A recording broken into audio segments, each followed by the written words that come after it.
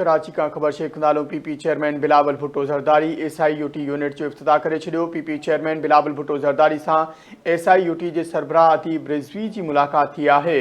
PP chairman Bilawal Bhutto Zardari सां गॾोगॾु वॾो वज़ीर सैयद मुराद अली शाह मौजूद हो। तक़रीब में सेहतवारी सूबाई वज़ीर डॉक्टर अज़रा पेचूहो पिण शरीक हुई।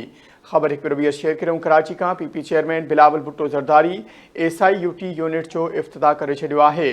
पीपी चेयरमैन बिलावल भुट्टो ज़रदारी सां SIUT जे सरबराह अदीब रिज़वी जी मुलाक़ात थी आहे।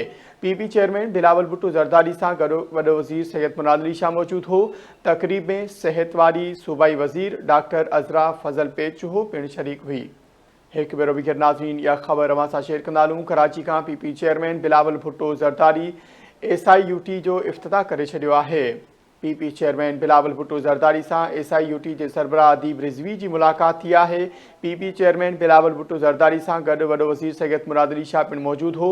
तक़रीब में सेहत वारी सूबाई वज़ीर डॉक्टर अज़रा पेचूहो पिण शरीक आहे।